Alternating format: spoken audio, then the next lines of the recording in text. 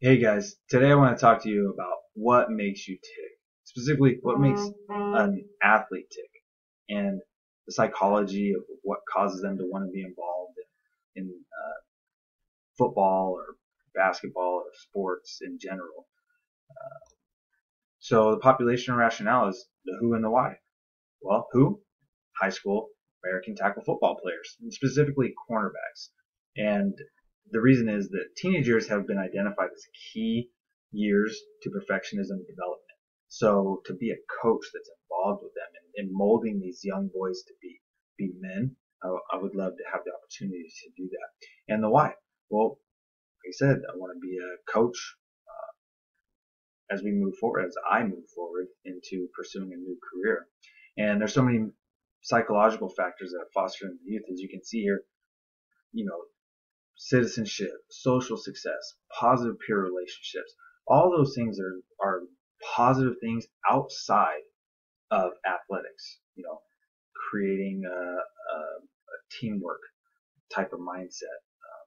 You know, positive peer relationships. If you can't get along with people, you're not going to work well in the workplace. So if we can help to foster those things, then they'll be successful, possibly in athletics, but for sure as they move on in their life. And I would like to create an environment that allows an athlete to play without fear. Go out there, have fun. Success may not be wins and losses, but if you can learn a new skill and you can, uh, implement it into something that you're going to use in the future, then we're successful. And additionally, I played defensive back in college. I was a free safety. So corners are a little bit more on an island. They're one-on-one. Their stress level, I would imagine, is higher than what I had to deal with. So I would like to allow them to, again, play without fear. Just go out there and express yourself. Have fun. So there's a lot of influences that can cause somebody to want to be involved in sports, want to stay away from sports, and this can be a short-term, long-term, lifelong.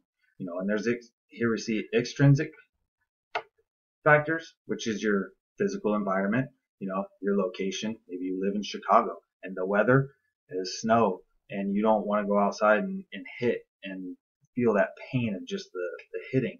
Maybe you're in Southern California and it's sunny all the time and you can practice every day, all day.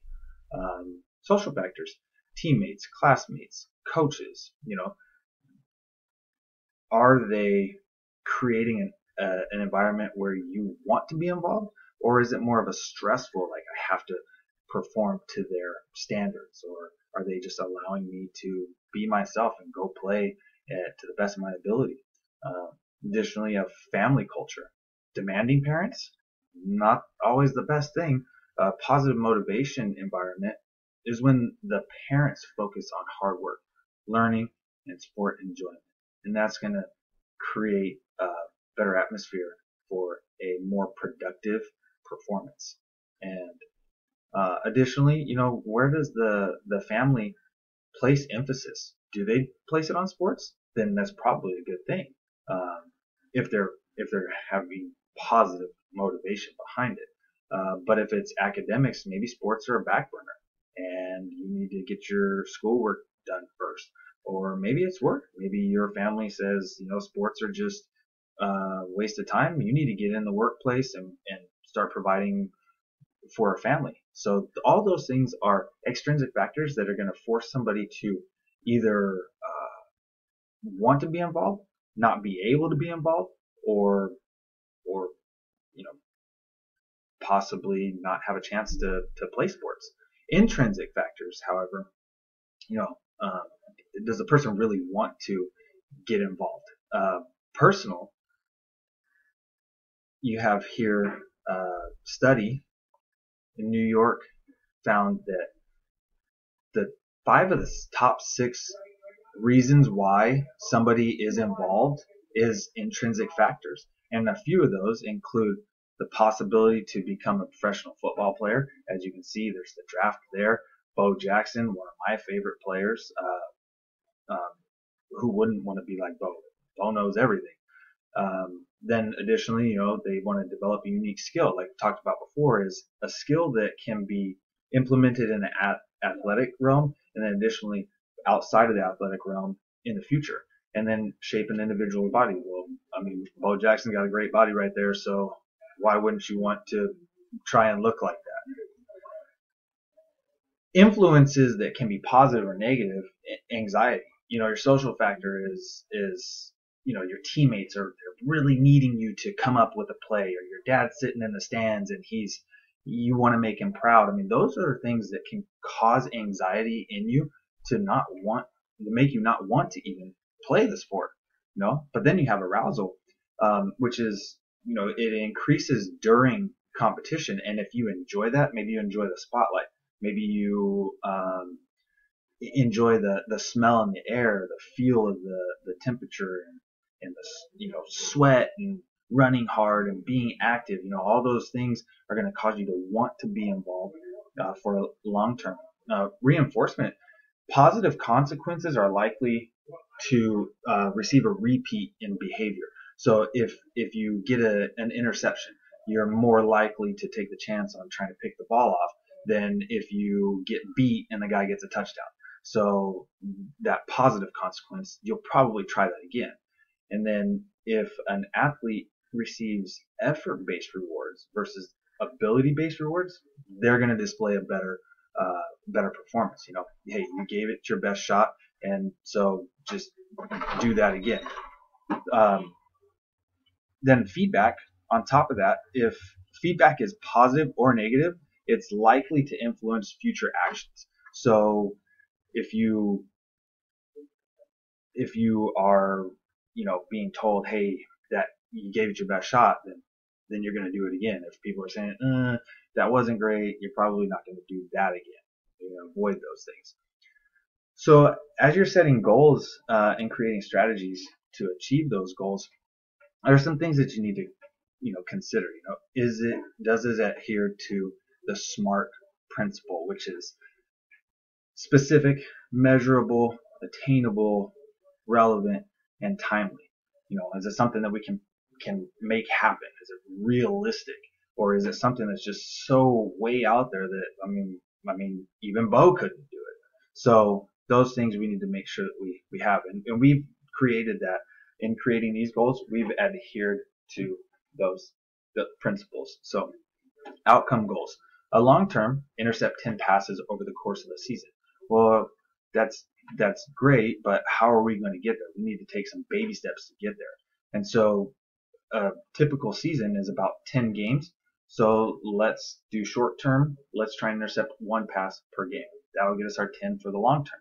Performance goals: on the long term, we want to successfully defend 75% of the passes thrown our way. Well, some days you're going to have great days, other days you're not going to have great days. So what can we do on the short term?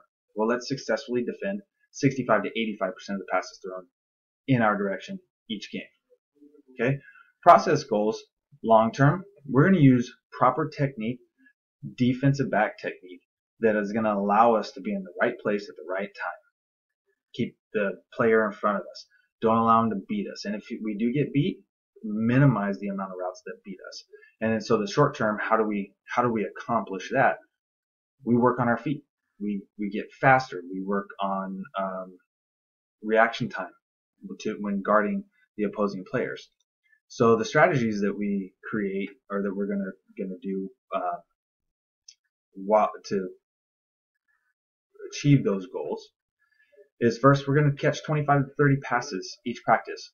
While we're backpedaling, while we're breaking on a ball, because one, if you can't catch a ball, then you're not going to intercept a pass. And then for the long term, we can take 10 minutes, and this can be in your room at night. You probably shouldn't do it while you're in class, but if you're daydreaming in class, positive imagery each day. It's going to build your confidence. See yourself picking the ball, and maybe even running back for a touchdown. Put yourself in the situations that's going to allow you to be successful. Performance goal strategy: each practice, work on ripping the receiver's hand away from the ball. Even if he's got his hand on it and catching it, you can still break that pass up. Get your hand in there. Spend 5 to 10 minutes breaking on stationary receivers. If there's a dummy bag, you can backpedal and break on it. And as you're coming through, work on that. Get your hand through.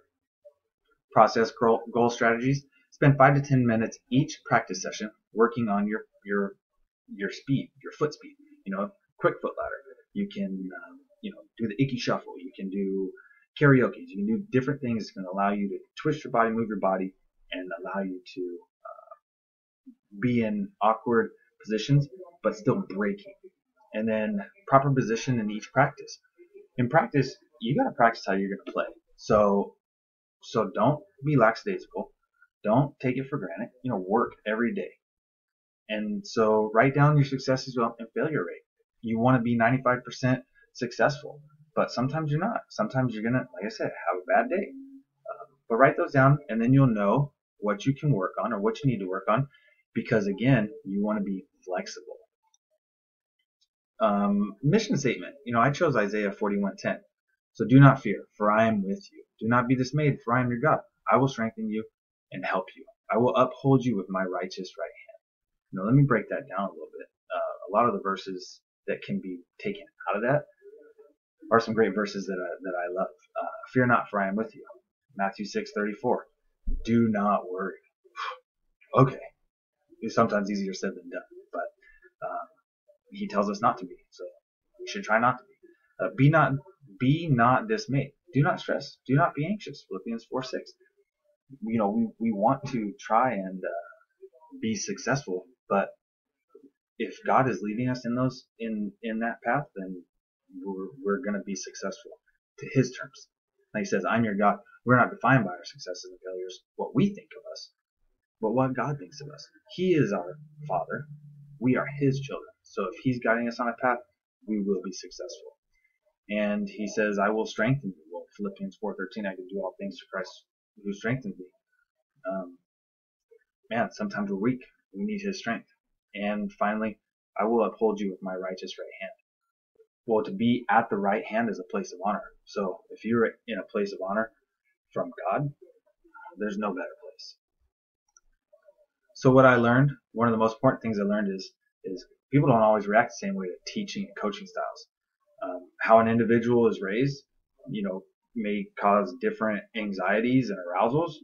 They may need more or less feedback and reinforcement, and they all determine or may determine how they react to my coaching style. So I also learned that in my past coaching style, it may have been more detrimental than helpful. So I need to work on that. But I would specifically like to explore the self-determination theory.